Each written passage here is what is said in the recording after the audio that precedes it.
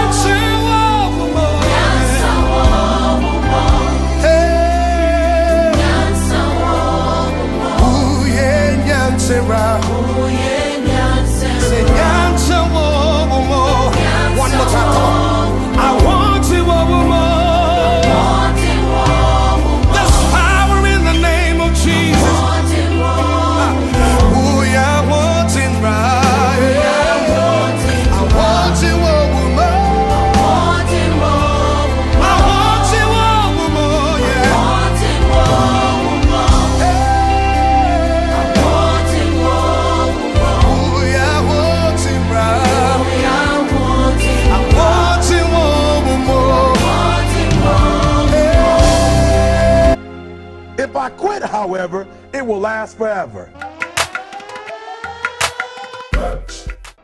I found that nothing in life is worthwhile unless you take risks. Nothing. Nelson Mandela said, "There is no passion to be found playing small and settling for a life that's less than the one you're capable of living." Now, I'm sure in your experiences in school and applying to college and picking your major and deciding what you want to do with life, I'm sure people have told you to make sure you have something to fall back on. Make sure you got something to fall back on, honey. But I never understood that concept, having something to fall back on. If I'm going to fall, I don't want to fall back on anything except my faith. I want to fall forward. I figure at least this way I'll see what I'm going to hit. Fall forward. This is what I mean. Reggie Jackson struck out 2,600 times in his career, the most in the history of baseball. But you don't hear about the strikeouts. People remember the home runs. Fall forward. Thomas Edison conducted 1,000 failed experiments. Did you know that? I didn't know that. Because the 1,001st was the light bulb.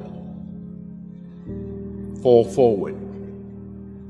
Every failed experiment is one step closer to success. You've got to take risks, and I'm sure you've probably heard that before, but I want to talk to you about why that's so important. First, you will fail at some point in your life. Accept it. You will lose. You will embarrass yourself. You will suck at something. There's no doubt about it. And I know that's probably not a traditional message for a graduation ceremony, but hey, I'm telling you, embrace it, because it's inevitable. And I should know. In the acting business, you fail all the time. Early on in my career, I auditioned for a part in a Broadway musical. Perfect role for me, I thought, except for the fact that I can't sing. So I'm in the wings, I'm about to go on stage, but the guy in front of me, he's singing like Pavarotti. He's just, and he's just going on and on and on, and I'm just shrinking, I'm getting smaller and smaller. So they say, oh, thank you very much, and you'll be hearing from us. So I come out with my little sheet music, and it was Just My Imagination by the Temptations. That's what I came up with. So I hand it to the accompanist, and she looks at it and looks at me and looks out at the director and was like, all right. So I start, I'm gonna sing. I'm like, it's just my imagination once again, and then coming away with me. And I'm not saying anything, so I'm thinking I'm getting better. So I just start getting into it. It was just my imagination. Running. They say, oh yeah, thank you very much, Mr. Washington. Thank you. So I assumed I didn't get the job. But the next part of the audition, he called me back. The next part of the audition is the acting part of the audition. Now I'm like, hey, okay, maybe I can't sing, but I know I can act. So they pair me with this guy, and again, I didn't know about musical theater. And musical theater is big, so they can reach everyone all the way in the back of the stadium. And I'm more from a realistic, naturalistic kind of acting where you actually talk to the person next to you. So I don't know what my line was. My line was, well, hand me the cup. And his line was, well, I will hand you the cup, my dear. The cup will be there to be handed to you. I said, oh, okay. Well, should I give you the cup back? Oh, yes, you should give it back to me because you know that is my cup and it should be given back to me. I didn't get the job. But here's the thing. I didn't quit. I didn't fall back. I walked out of there to prepare for the next audition, and the next audition, and the next audition. I prayed. I prayed, and I prayed. But I continued to fail, and fail, and fail. But it didn't matter, because you know what? There's an old saying, you hang around the barbershop long enough, sooner or later you're going to get a haircut. So you will catch a break, and I did catch a break. Last year, I did a play called Fences on Broadway. Someone talked about it. Won the Tony Award.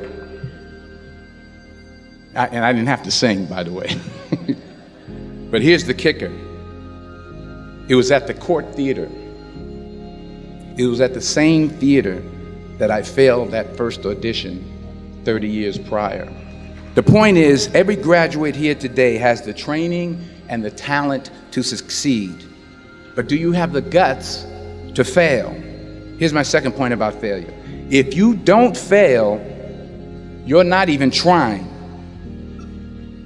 I'll say it again. If you don't fail, you're not even trying. My wife told me this great expression. To get something you never had, you have to do something you never did. Les Brown's a motivational speaker. He made an analogy about this. He says, imagine you're on your deathbed, and standing around your deathbed are the ghosts representing your unfulfilled potential. The ghost of the ideas you never acted on.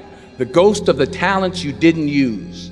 And they're standing around your bed, angry, disappointed, and upset. They say, we came to you because you could have brought us to life, they say. And now we have to go to the grave together. So I ask you today, how many ghosts are going to be around your bed when your time comes? You've invested a lot in your education, and people have invested in you. And let me tell you, the world needs your talents. Man, does it ever. I just got back from Africa like 2 days ago, so if I'm rambling on, it's because I'm jet lagged. I just got back from South Africa. It's a beautiful country, but there are places there with terrible poverty that need help. And Africa is just the tip of the iceberg. The Middle East needs your help. Japan needs your help. Alabama needs your help. Tennessee needs your help. Louisiana needs your help. Philadelphia needs your help. The world needs a lot, and we need it from you.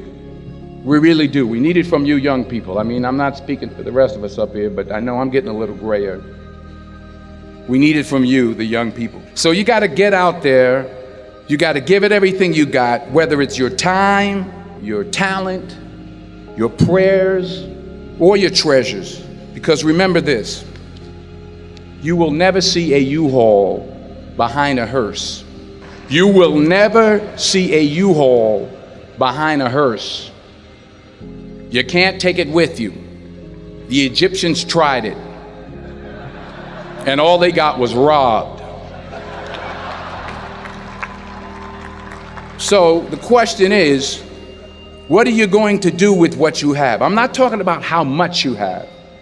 Some of you are business majors, some of you are theologians, nurses, sociologists. Some of you have money, some of you have patience, some of you have kindness, some of you have love. Some of you have the gift of long suffering, whatever it is, whatever your gift is. What are you going to do with what you have? All right, now here's my last point about failure. Sometimes it's the best way to figure out where you're going. Your life will never be a straight path. I began at Fordham University as a pre-med student. I took a course called cardiac I still can't say it. Cardiac morphogenesis. I couldn't read it, I couldn't say it, I sure couldn't pass it. So then I decided to go into pre-law, then journalism. And with no academic focus, my grades took off in their own direction. Yeah, down. I was a 1.8 GPA one semester, and the university very politely suggested that it might be better to take some time off. I was 20 years old. I was at my lowest point. And then one day, and I remember the exact day, March 27th, 1975, I was helping my mother in her beauty shop. My mother owned a beauty shop up in Mount Vernon. And there was this older woman who was considered one of the elders in the town. And I didn't know her personally, but I was looking in the mirror, and every time I looked at the mirror, I could see her behind me, and she was staring at me. She just kept looking at me. Every time I looked at her, she kept giving me these strange looks. So she finally took the dryer off her head and she said something I'll never forget. First of all, she said, "Somebody give me a piece of paper. Give me a piece of paper." She said, "Young boy, I have a prophecy, a spiritual prophecy." She said, "You are going to travel the world and speak to millions of people." Now, mind you, I'm 20 years old, I'm flunked out of school. In fact, like a wise ass, I'm thinking to myself, maybe she's got something in that crystal ball about me getting back into school next fall. But maybe she was on to something, because later that summer, while working as a counselor at a YMCA camp in Connecticut, we put on a talent show for the campers. And after the show, another counselor came up to me and asked, "Have you ever thought about acting? You're good at that." So when I got back to Fordham that fall, I got in and I changed my major once again for the last time. And in the years that followed, just as that woman prophesied, I have traveled the world and I have spoken to millions of people through my movies. Millions who up till this day couldn't see me, who up till this day I couldn't see while I was talking to them, and they couldn't see me, they could only see the movie. They couldn't see the real me. But I see you today, and I'm encouraged by what I see. And I'm strengthened by what I see.